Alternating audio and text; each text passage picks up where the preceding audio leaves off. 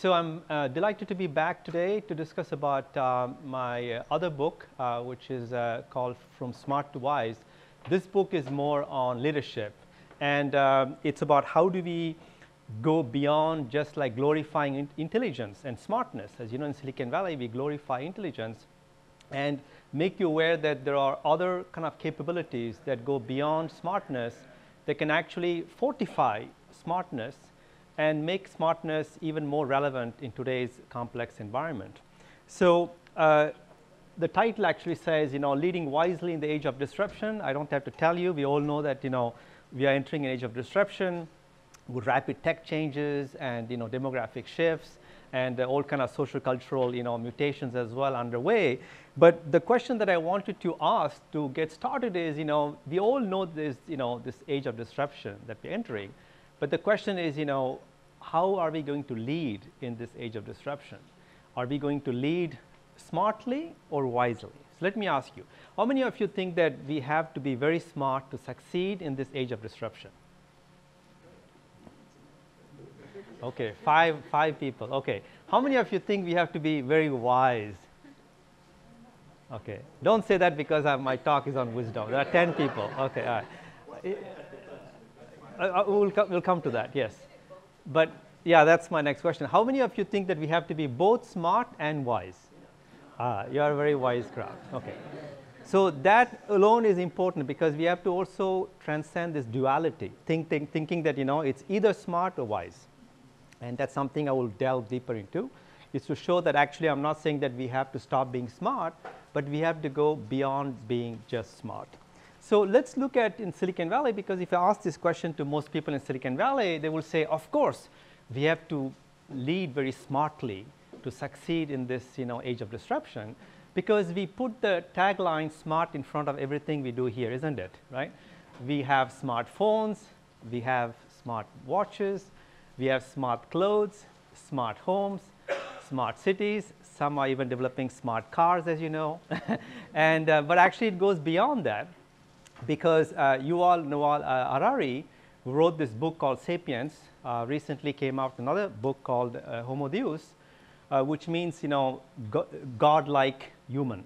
And his thesis is that we are reaching the kind of the limits of our intelligence, and soon we human beings will be able to augment our intelligence using technologies like chips that could be implanted in your brain, etc., to dramatically increase your cognitive capabilities and memory, etc., and acquire basically, hence the title, God-like capabilities, omniscience, omnipotence, etc.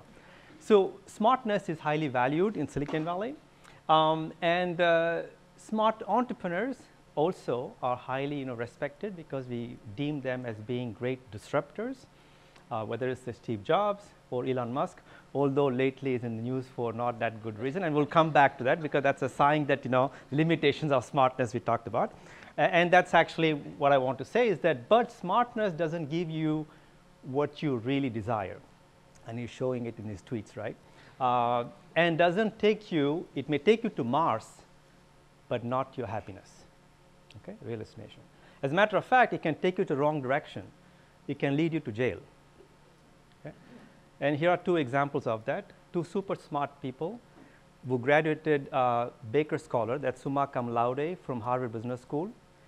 This is Rajat Gupta, one of the youngest MBA graduate from Harvard Business School, former CEO of McKinsey & Company, as you know, who got indicted for insider trading. Another Baker Scholar from HBS, Jeff Skilling. I don't know if you know that. In the 2000, there was a company called Enron, which was the poster child at that time. I remember we were like glorifying them. And then he was actually convicted for fraud and serving several years in prison. And more recently, as you know, Elizabeth Holmes from Theranos. Everybody felt that her invention is going to be very disruptive, to the point where a company at the height of the hype cycle was evaluated at $9 billion, and her personal wealth was actually $4.5 billion. And once actually FDA made aware that it was a fraud, now she's worth zero. Right? So these are very smart people, but somehow something is missing in them that causes them to do dumb things, right? So same thing with, as you know, Mark Zuckerberg, also in the news and facing the tune of the Congress as well, in Congress, of very angry congressmen. So these are also, right, all very, very smart people. But, and this is the kind of summary of my whole presentation, is that I actually believe that smartness is a necessary but no longer sufficient condition to succeed in the 21st century. So that's why I use this graphic to say that smartness helped us a lot up to now, but from now on there's going to be diminishing returns, especially with the advent of AI, artificial intelligence. We can't just rely on human intelligence to succeed in this complex world. So that means we have to keep this, but look for something else. We have to start cultivating other capabilities that take us beyond just intelligence. So what is that other capability? But to do that, we must first get a sense of what is actually smartness. Let's define it. So the way we define smartness is this faculty that we all have that helps us from an evolutionary perspective, helped us so far to differentiate us from others and win the race. So it has this element of competition, right? And so it's a very powerful survival tool. But it's driven by self-interest. It's all about you. It's about using your intelligence to get ahead of others and win the race. So then you go a bit deeper into the limitation of smartness. And these are some of the limitations in a business context now, right? Because you can be smart today but not tomorrow because the world keeps changing. So we are in an environment where the context keeps changing all the time. And as a result, if you are very successful in a company with a strategy X, that same strategy in another company may not work. Something that works very well in North America may not work very well in a developing country like in Africa or in India. But often we tend to copy-paste these best practices. So the best practices is a problem because the best practices look very, very smart in a particular context in time and space. But as the context keeps changing so fast in the future, you have to be able to reflect and challenge yourself and say, is this particular kind of tool or technique or best practice that I cultivated and have really helped me for the past 10, 15 years to build my career, am I willing to unlearn it and let go and learn new things?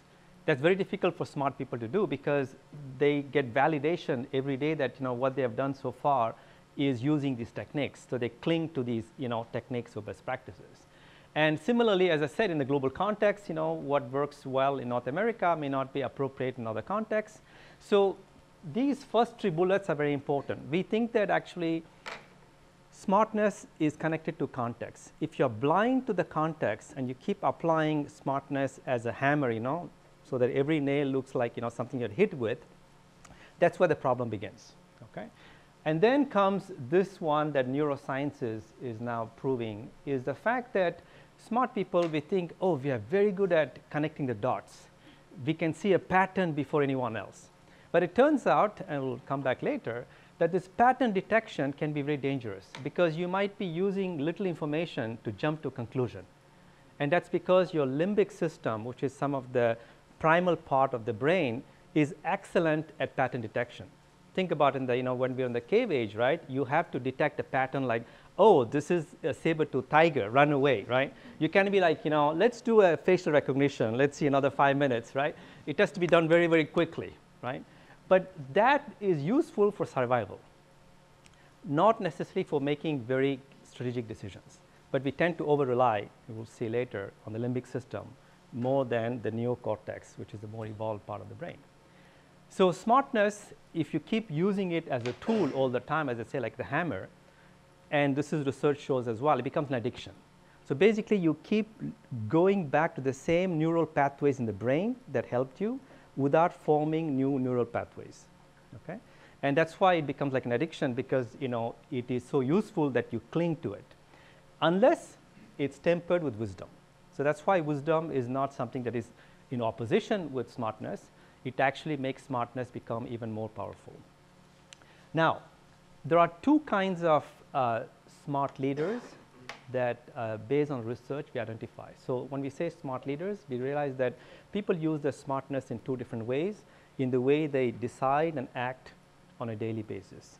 So these are the two profiles of the smart leaders.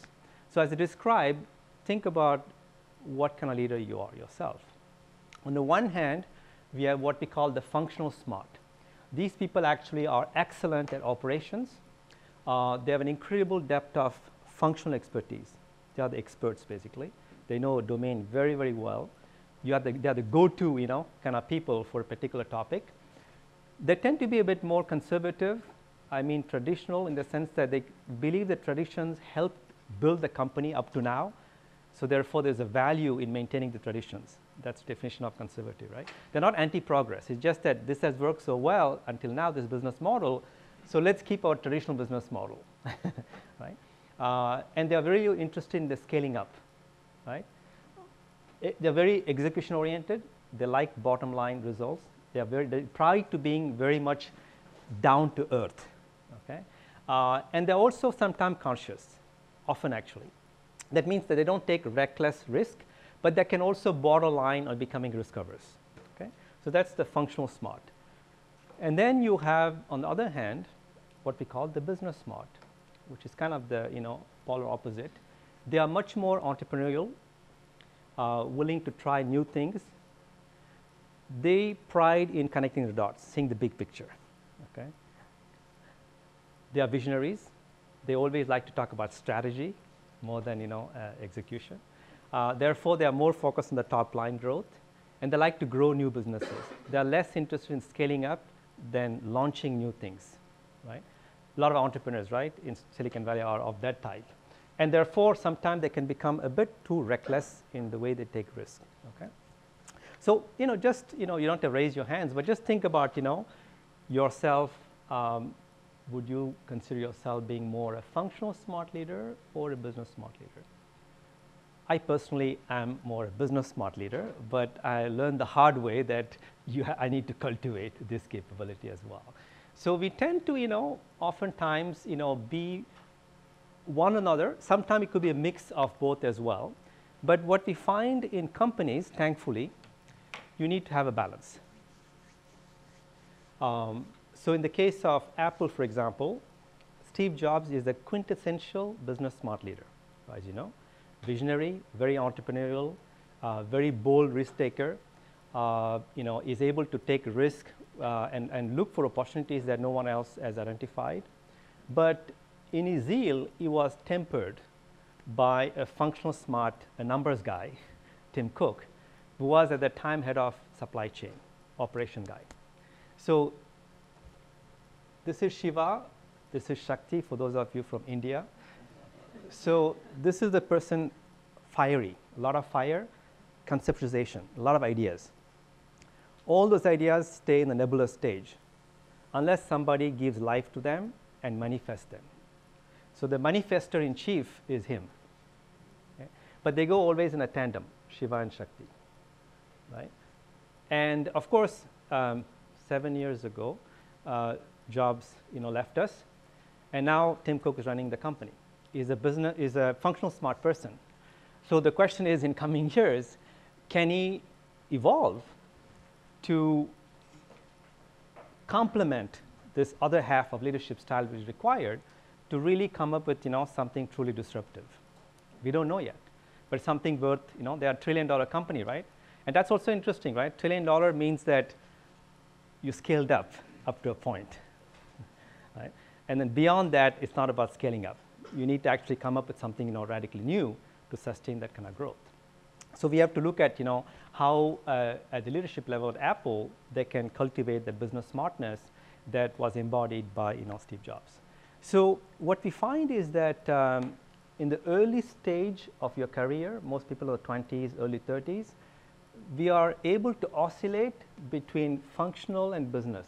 You might have a very good, expertise in marketing or operations kind of thing, but then you begin to kind of, become more entrepreneurial, learn how to launch new businesses, etc. But over time, we notice that people tend to kind of get stuck.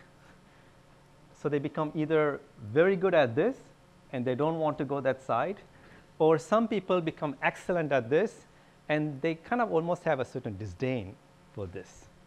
Okay? And what we say is that in the future, you need to be able to be what we call ambidextrous, use both hands. And for that, you need to kind of cultivate another particular competence, which is wisdom.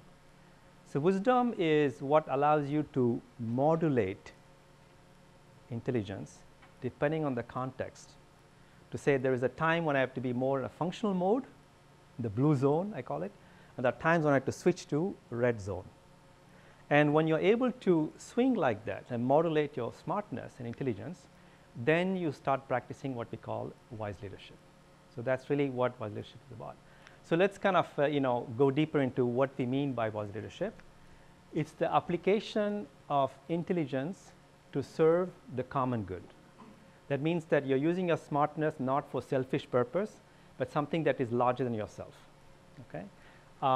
And we'll talk a lot about that because, especially as you know, with the young people, Generation Z and millennials, they want to work for companies that actually have a noble purpose. So this is why this becomes very important that the company itself embodies this spirit of serving a noble purpose. It's about balancing action and activity, always on, with reflection and introspection. What's the difference with reflection? Reflection is actually taking time to understand the whole context. So some information comes in, a pattern, you don't jump into it and act on it like a text message. We're talking about Stefan, right? You wait to collect more information before making a wise decision. Introspection is inward now. So when let's say that you made a decision, didn't work out, are you introspecting to find out what caused it to fail, that particular project, right? So that self-awareness is introspection.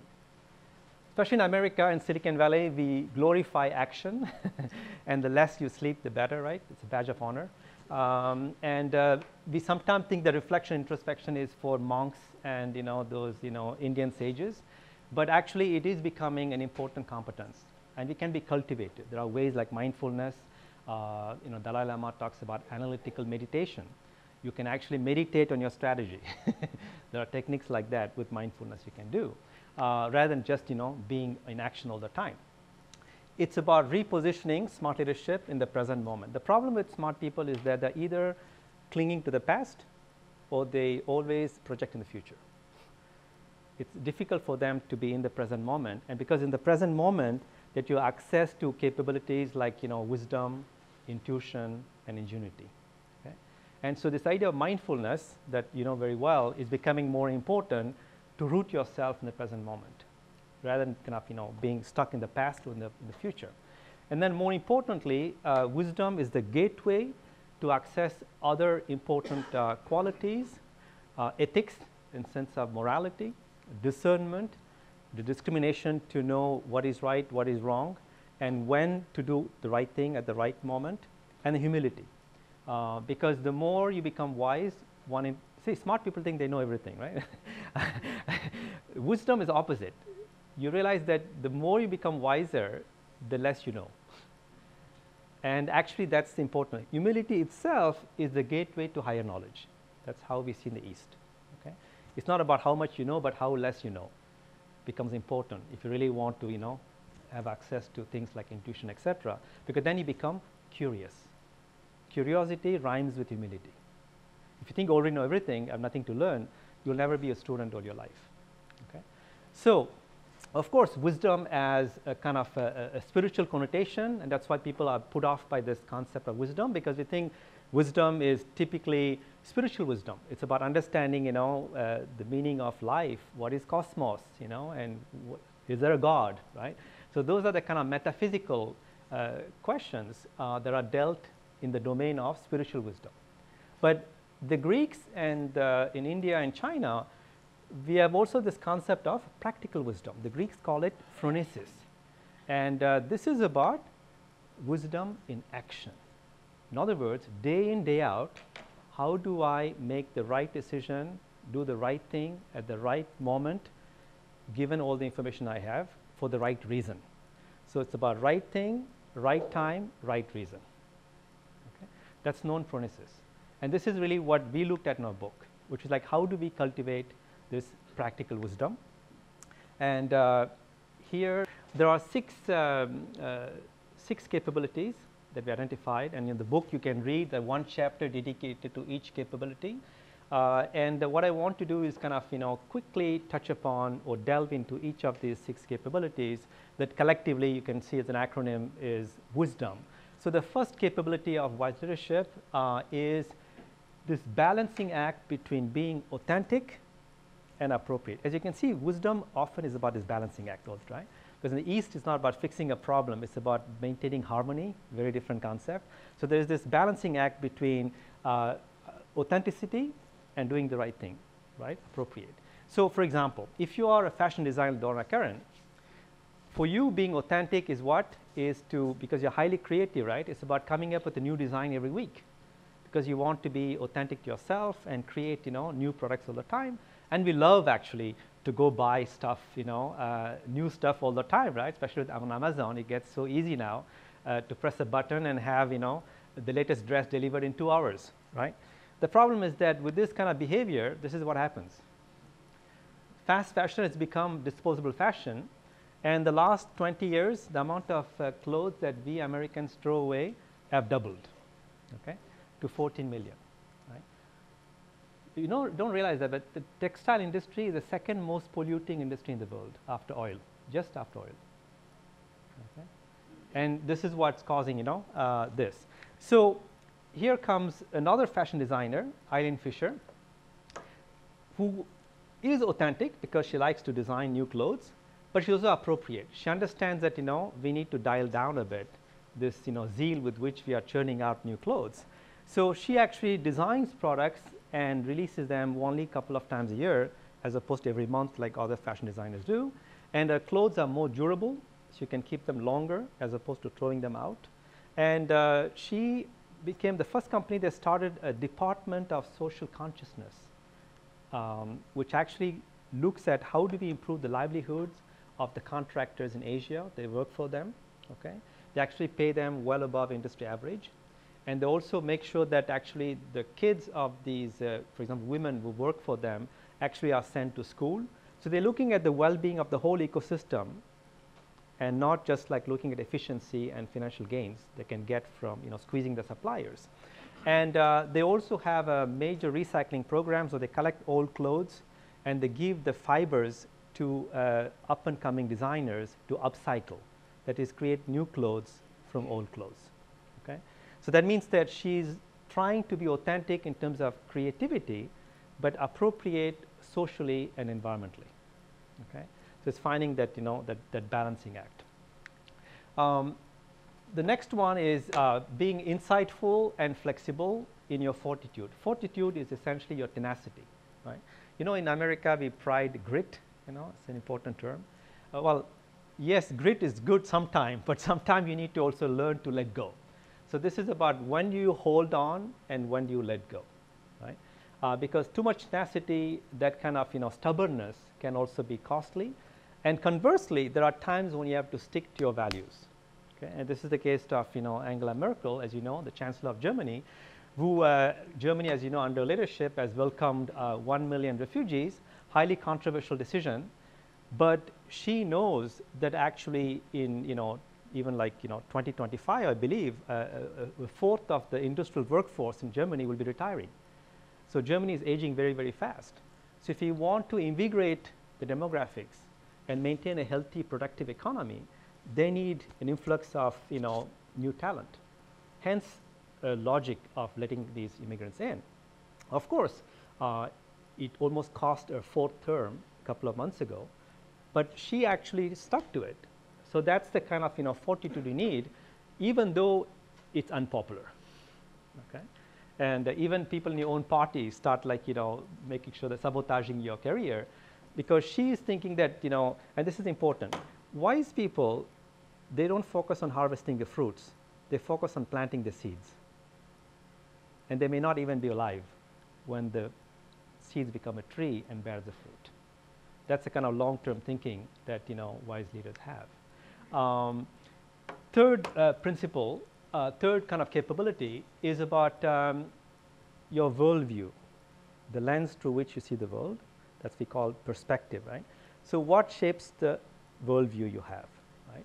And our take is that, that perspective has to be informed by what we call a noble purpose, which is your North Star, something that is higher than yourself, because if it's only your self-interest that guides your worldview, then you're going to have a very skewed, very narrow-minded kind of, ways of, seeing the world and acting the world. So here's an example of a leader actually who has, I think, a very broad perspective and connecting that with a noble purpose. And this is V.R. Feroz. He's a friend of mine. He became the youngest managing director of SAP Labs in India at 35 and made the labs in India one of the top performing labs within SAP globally. And but then he realized that, this kind of business success is fantastic, is a role model for a lot of young people around the world, but he happens to have a son who is in the autism spectrum. And so he realized that, I'm successful professionally, but am I doing anything to help people with autism, young people with autism, like my son? So that led him to connect with this organization called the Special Terna, which actually helps young autistic people find employment in the software industry. Because it turns out that autistic people that we think have a disability have actually an incredible ability to be hyper-focused. And they can be extremely focused in performing tasks like software testing, quality control. And they can do that in a 4-hour period as opposed to 8 hours for normal people like us. So what we consider as a disability actually is a unique capability they have that can be valuable for the IT sector. So he actually committed SAP to have by 2020, they are going to have 1% of the workforce made up, that's about 800 people I think, made up of people with autism. 2020. Now, he's not stopping there. He's saying, okay, this is great. I have shifted my perspective and I've shifted perspective of my management team. Now I want to shift the perspective of the whole country. So he has started this annual summit in India to change the perspective of handicapped people, which in India is a social stigma. If you have any kind of physical, mental handicap, that's it. You're kind of ostracized. Nobody wants to deal with you, including your parents. So he's trying to change the perception of people with disabilities in India. And now he's going one step further. He's saying, what if we reframe disability as not as a disability, but something cooler? So for that, he has teamed up with Vint Cerf, the inventor of the internet, David Nordorf, and Charlie Grunberg, who are all the parts of this organization called Innovation for Jobs. They're in Menlo Park here. And Charlie has come up with a very interesting idea as to this. What they're saying is that if you look at the idea of disability, well, we say disability means that, we normal people use us as references to say that, these people have less abilities than us. So therefore, they are abnormal because we are the reference point, right? But what if we turned it around and said that actually these people with disabilities have cool abilities? That means essentially they have super normal capabilities that us so-called normal people don't have. So what they're doing, they're beginning to create a taxonomy of these cool abilities. Okay? For instance, as I say, right, people who are autism, the world thinks they have disability, but it turns out that they have incredible capabilities. So you can see that you can take any of these disabilities and reframe it and look at the positive capabilities these people have. And then they're creating a database with machine learning that can start doing the matchmaking between a job offer and these people's cool abilities, okay? As a way to promote inclusive employment, right, in a society. So that's what think about, right? So always look at what shapes my worldview. If your worldview is shaped by how I'm going to deliver the results next quarter, that's rather a short-term, kind of worldview, right? Or is it strategy, which is kind of, medium, long-term? Vision is also important. But often I ask companies like, what's your vision? Well, by 2025, we want to become the largest company in our industry. I'm sorry, but that's a great vision, but that's not a purpose. right? So purpose would be like, as I was, telling, I'm not flattering you, but I saw your mission statement, like, it's about, building a better global society. That sounds like a purpose to me. And as a side note, I don't see many American companies use the term society. That's why I'm writing a book. My next book title is Conscious Society, because we over-glorify economy in this country. We never think about society, right? So purpose is about, how can I contribute to the betterment of the society, right? And not just about dominating an industry. And so once you go to the purpose, something interesting happens. You're less and less interested, like, what can I do to be successful next quarter? How can I become #1 company in my industry? And more importantly, why we are here, okay? So the kind of questions change as well. And then you can go one step further and say, like Feroz is doing, how do I use what we call reframing to shift others' perspectives on things like disabilities? Because the world sees disability as a problem, I'm going to look at it as a solution, as an opportunity, right? And that is an incredible contribution. If you can help people reframe what they see as negative in something positive, that's what the world needs right now, right? So let me go to the next one. This is about the importance of using discernment, deciding, as I said, making the right decision at the right time, but not relying always on intelligence, but something beyond intelligence, which is intuition. As you know, Steve Jobs, in his autobiography, says that he discovered intuition when he went to India, but realized that people in India actually relied not much on intellect, but rather on intuition, right? And he says, using intuition had a big impact in my life. Like in 2000, when he decided to open Apple stores against the recommendation of the board, against the data provided by a management consulting firm, saying that that's a very dumb idea. He said, thank you very much for confirming intuition. Now I'm going to do it. Right? So it's the opposite. Use the data to actually not, decline your plan, your intuition, but actually go, against the current. So now we know that's one of the most profitable, initiatives that Apple launched. So sometimes you have to decide not using data, but intuition. That comes to this point is, ask yourself, when you make a decision, to what extent I'm relying on data, the big data, right? It's going to become more and more the problem, right? Intelligence, data. And to what extent I take into account emotion. There's a gut feeling. Something tells me something is not right. The data tells me that, there's a big billion-dollar opportunity, but my gut tells me otherwise. Let's pay attention to that. And when this enters into conflict with that, the arbiter is intuition. This is why things like mindfulness, etc., become very important, because this is the time when it reconciles. Because it says there's something right in the data, but there's something also right in emotion. So let's reconcile both, and then you come up with the right decision. Okay? But that is your inner context. But you also have to pay attention to the changing external context. Right? As I said, when you make a decision, you might say, like, well, this decision was very fruitful 5 years ago, right? But 5 years ago, the world was different. Right? So are you paying attention to what is the reality of today? I just saw yesterday that next year, the Generation Z are going to become the biggest segment in the world population. 32% of the world population will be Generation Z. Even the millennials are old story now. Right? And you look at the value system of the Gen Z, very interesting, right? They're less self-centered than even millennials and more self-aware. They actually care even more for environment, and they're one of the most frugal, cost-conscious generation ever, right? So that means that you have to pay attention to the changing context in the marketplace, right? And not kind of, repeat the same decisions irrespective of, what's happening, in the environment. The fifth capability is the humble leader, basically. It's the ability to lead from any position. The courage to lead from the front, that's what typical leadership, right? But sometimes you have to lead from the middle, build a coalition, and sometimes you have to lead from the back and let others take credit. Okay? And that again depends on the context. Let me give an example. This is Professor Abdul Kalam, the former president of India, who was a rocket scientist. And in 1979, India tried to launch a locally built rocket as part of the space exploration program, and it failed.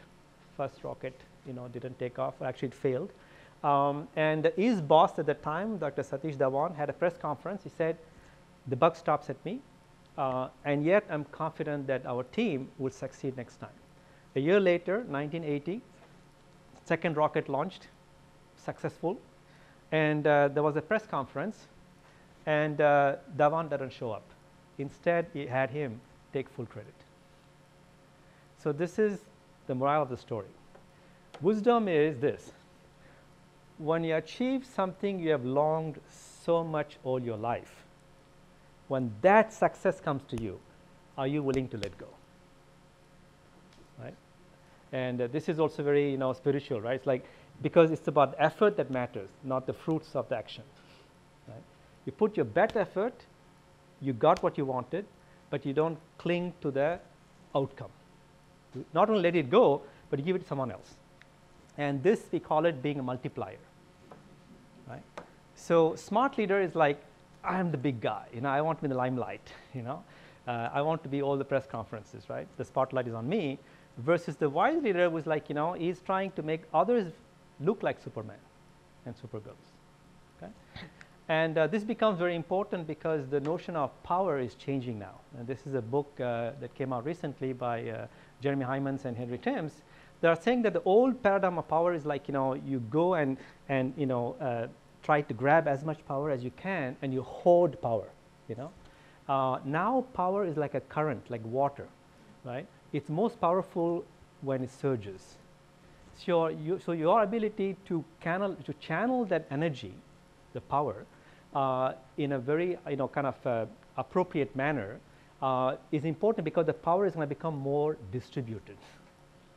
So we are moving away from a pyramid model of power to a more lateral, distributed, model of power, which is like a current, like a water stream, right? And this is why it becomes important that it's not about you being always in the front, by actually making sure you mobilize all the distributed power to serve a particular purpose and share the credit with others. Okay? And as I said, but sometimes it's important to be humble and be in the back, but sometimes you have to be in the front. Right? So again, right, depending on the context. This is the case of Malala, as you know, was a shy girl, but was projected in the front scene when she was shot in the head by the Taliban, when she refused to not go to school, basically. And since then, she's become, a vocal activist for women's rights and girls' rights. She won Nobel Prize, as you know, for that. So there are times when you need to have the courage to be in the front and become the, the kind of public face of a cause that you're advocating, right? So again, that's why it's always very dynamic, you see. There are times you have to be in the back, there are times you have to come to the front, right? And then the final important, this is a critical capability that goes with wise leadership, is what is your motivation? What's your drive? Is your drive self-interest, or is it what we call enlightened self-interest, which in America we say the rising tide, lift all boats? Do we believe in that? That means that by helping others, I'm helping myself, right? And we see that in the case of Larry Fink, who is the founder and chairman of BlackRock, which is a big investment firm with $6 trillion in assets. And he strongly believes that, doing the right thing for society is good for investors. And it's not just some, BS, but actually it gets very serious, because he actually earlier this year sent a letter to all the CEOs of public companies they invest in, saying that, society is demanding companies serve a social purpose. And he actually shows with data, so they have an analytical team, data team, that begins to actually look at the correlation between investing in social causes and environment and financial performance. And so they have something called ESG, environmental, social, and governance, kind of goals they set for the different companies they invest in. What is governance? For example, they send a letter to 367 Russell 1000. These are the big public companies, telling the CEOs there is something wrong in your company because in your board you only have 2 women directors. So gender parity, what's going on here? That means basically if you maintain this equality, we will withdraw from your company. Okay? With $6 trillion, you see you can move the needle. start making a lot of changes in terms of governance and changing companies core business models as well. So this is important because until the investors change, as nothing's going to happen, right, in America. So the people with the money, there's a shift in consciousness there as well. Okay, so this is in summary. I feel guilty because I had another section after this, but okay, we'll figure out a way to do that. So, because there's so much good content I want to share with you today. So, in summary, right, these are the 6 capabilities. You have the book. I invite you to read that, so you can look at the 6 capabilities to see, like, how you can, practice them, diligently in a daily life.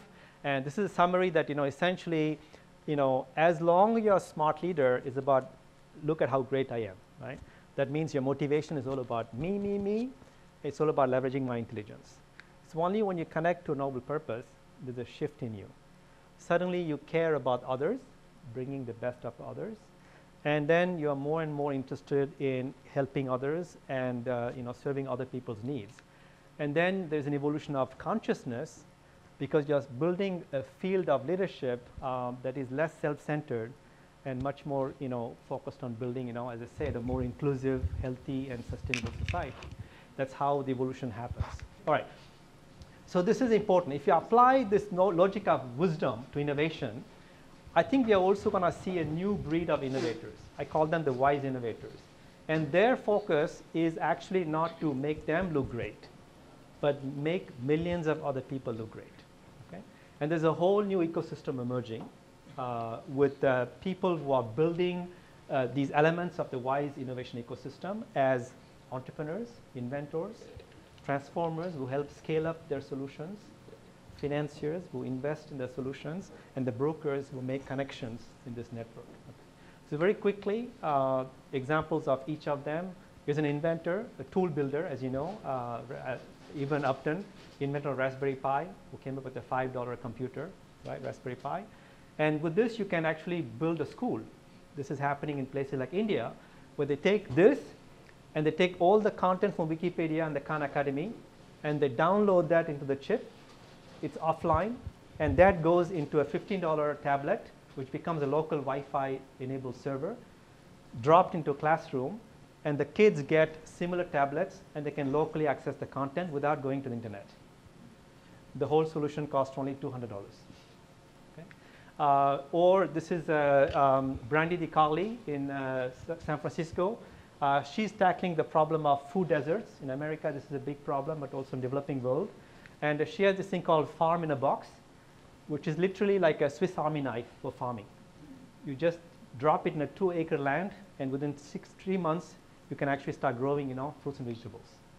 Okay, completely self-contained. And she got investment to support from Tim Draper recently. This is the transformers. So their job is to create a platform. They help scale up other people's inventions. This is Nandan Nilekani, who championed this Aadhaar, which is a unique biometric system in India. 1.3 billion people in India today have a biometric ID system, the first in the world. Okay? So he's saying that if you can take that kind of scalable platform as a stack, and it's called a social platform. So it has pre-built capabilities for authentication, mobility, etc., etc. So if you're a social entrepreneur, you just have to plug in at the the stack, right? All the hardware, software is already done. You just have to focus on the top layer, the app services. Okay, so that allows you to the ramp-up period is faster now to launch a social enterprise. Okay, and they are taking this platform, tech platform, and team up with Bill Gates Foundation to create something called co-impact. This is a way essentially of taking an existing social venture and scale it up massively around the world using technology, as an enabler. Okay, so check it out. It's called the Co-Impact. And then comes one of my favorites. It's the role of the financiers. This is Bo Shao. He actually is a whiz kid who started different startups, became a billionaire, and then one day comes home and his children come to hug him, and he told me that the only thing he was thinking is about to run away from the kids. That's when I realized that he was financially wealthy, but his soul is impoverished. And he realized that he has to change completely his lifestyle and do something different with life. So he started this family foundation called Evolve, And as you can see, their mission statement is nothing less than raise human consciousness. And the way they do that, this is the first project. They're investing in $100 million. You know the many accelerators here, software. This is a different kind of accelerator. They only invest in startups that focus on relieving human suffering, like dealing with loneliness, fear, anger, which is very much widespread right now in this country. And concretely, they're investing in startups like these. Insight Timer is the world's largest platform for meditation that connects teachers and students. Parent Lab is about mindful parenting, helping parents raise kids in a mindful manner. These are other initiatives that are teaching mindfulness to teenagers and college students in America and around the world. Okay? So it's about, again, using technology, but as a way to make people become more self-aware and more compassionate, etc. And this is just another initiative that I'm part of, which is about the broker. It's about bringing people from different cultures together to co-create solutions that deal with like climate change, things like that. This is Viber Chabra. He's a broker because he's bringing together over 10 days. This is STEM, right? This is STEAM, science, technology, engineering, arts, mathematics. Over 10 days, 100 students from France, India come together. These are business school students who get their hands dirty to learn how to solder and work on the wood, etc. And they actually do rapid prototyping to come up with solutions to address what we call the Sustainable Development Goals, United Nations, access to clean water, sanitation, education, etc. Okay, so this is about becoming the broker, bringing people together to solve a problem that affects the entire humanity. And I just wrote a piece on that. So I think Samsung can help build, I think, such a wise innovation ecosystem, either by inventing some technologies and allow other people to use them, or be the transformer that helps scale up other people's, solutions, be the financier as a venture arm, or be the role of the broker. Now, to conclude, we are top of the hour, but so why Samsung actually should, bother actually even cultivating wisdom. This is the last section I wanted to kind of, end with a bang.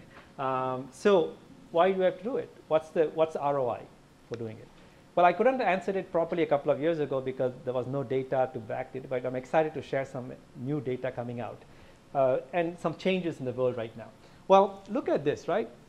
Functional smart, if you are one of these kinds of smart leaders, the problem is that these two are going to be threatened by, respectively, robots and AI. Why robots? That's what they do, right? Robots are good at functional smartness. I had a big tumor removed 2 years ago. The surgery was so complex that doctors cannot go, human doctors. So it's called a cyber knife. It's actually a robot that goes inside to remove the tumor, but the doctor remotely controls it. But in coming years, with machine learning, you don't need a human doctor. Robot will actually do pattern detection to do it. Okay? So even the most sophisticated functional expertise, like surgery, can be done in a robot. Okay? AI is all about pattern detection, seeing new opportunities. Banks are replacing human wealth advisors in the private banking with what you call chatbots, bots, exactly, AI bots. Okay? So that means that we already see people like Mark Benioff at Salesforce, who brings his AI app called Einstein to his weekly staff meeting. And there was this recent story where he says, like, there was a European sales leader who proposed something, and the AI rejected it, saying that his data is wrong and his rationale is not right. Okay? So that means that even at the middle senior management level, there's going to be some disruption coming up. So what it means is that, by 2025, I think that as a Samsung employee, you can succeed, as I remember the graphic I used, just by relying on smartness. Right? You have to kind of move up. You have to learn to cultivate something more than just smartness. And this is where wisdom becomes important, because that's something that, as I said in the title, you can't outsmart AI, but you can outwise it. Okay? The wisdom capabilities are unique to humans until, of course, they become conscious. But that's a different story. Because I'm writing a book, because even conscious means that they are mentally conscious. But in the Indian tradition, consciousness goes beyond mental consciousness. There's a spiritual dimension, and that's only humans are capable, at least now. Unless if you don't cultivate that kind of consciousness, then we have a problem. And that's my next book about. In other words, if you refuse to make the leap to wisdom, then we are screwed. Then the singularity happens, then we're really in trouble. Right? So then this is the more exciting information is that, there's now more and more scientific data coming from neuroscientists that show that two things. First is that actually you can begin to map the 6 capabilities to different parts of the brain. These are 6 muscles that we are born with. It's just that we don't train them enough. Okay? If you start training them, like going to the gym, very consciously, these 6 muscles, then a couple of many benefits. Professionally, on a personal level. On a professional level, you become more effective. As I said, making the right decision, the right time, for the right reason. You become more effective leader. That's great. But it's a personal benefit because he studies the link between practicing wisdom and longevity. Not like longevity in Silicon Valley, how many years we live, but as Lincoln said, how much life there are in your years. That means you can fight dementia, Alzheimer, Parkinson, because you're actually activating a lot of the capabilities like self-compassion, empathy for others, improved cognitive skills, curiosity. All the things I talked about actually make the brain healthier and help fight, neurodegenerative, degenerative kind of diseases. And this actually is consistent with what we have found, is that what happens, as I said, remember that pendulum that swings like this? That idea of, going from opportunity or running away from opportunity is the domain of the limbic system, which is the, older part of the brain, right? Fight or flight. I call it version 10.0. It's a very mature, old software. And in evolutionary theory, the older the system, it has more power on you because it's bug-free. So nature says, bug-free, reuse again, right? Don't use a new software. Right? But so unless you consciously work on cultivating these, capabilities of what we call, new prefrontal cortex, this will remain a bug-free software. It will be permanently in beta phase. Okay? So that's why we have, an obligation now to become conscious. Means that I'm aware of the signals coming from the limbic system, which says danger, opportunity, right? And yet I can detach myself from it, especially with, with information, right? Text messages, right? Everything seems urgent. And this is a problem. With all the information coming in, the stimulation right now, with text messages and things like that, this is going in overdrive. The problem is that this is so in overdrive that, we are using this also to make critical decisions. And that's why it becomes dangerous, right? So we have to learn to kind of, say thank you to the system because it helps us survive. It's important. Be grateful, but learn to cultivate this. And that's how we will become truly human, in my opinion. So for me, homo deus is actually, transcending our animal instincts and becoming, fully, owning our prefrontal cortex and developing it. So I think all this I said, I didn't, me and the co-authors didn't just wake up one morning and write the book by dreaming it. Besides our research and our own consulting experience, the insight behind this book actually comes from 2 sacred texts. The main one is the Bhagavad Gita. There's a particular chapter in the Bhagavad Gita. It's a very sacred text in Hinduism. And this is a conversation between Lord Krishna, who is an avatar of Vishnu, and Arjuna, who is a warrior. He becomes basically functional smart in the battlefield. He says, I don't want to fight. Right? And so he is trying to get him into business smart mode by connecting him with what we call dharma, which is a higher purpose. Right? Why you have to do it, right? Not what. Because once you know why you have to do it, you can transcend your fear and surrender to something higher than yourself and carry out your duty, which is your karma. So actually, we used a lot of the insight from Bhagavad Gita, and the main text, the takeaway from this sacred scripture is what it says, rooted in self, act. So that means that rooted in the higher self, not the ego. But once you're rooted in the higher self, your spirit or your soul, if you like, then you can say, I don't want to act. So you have to act. That's why we are humans. But you have to act in a very wise and conscious way. And similarly in Buddhism, Buddha has this famous statement that the intellect is an excellent servant but a poor master. And one of the most auspicious goddess in Buddhism is Manjushri, who is a goddess depicted with a sword you might have seen sometime. And the sword is a sword of discernment. And that's really what we call wisdom. That's the one that can separate the chaff from the wheat. Okay? The ability to kind of discern and discriminate. So these are things that, these are sacred texts that I've been talking about wisdom for a long time, but we try to make it more practical for business executives like yourself. So the conclusion is that when you think about wise leaders, you think about Rosa Parks, you think Gandhi, you think Mother Teresa, Dalai Lama, or Nelson Mandela.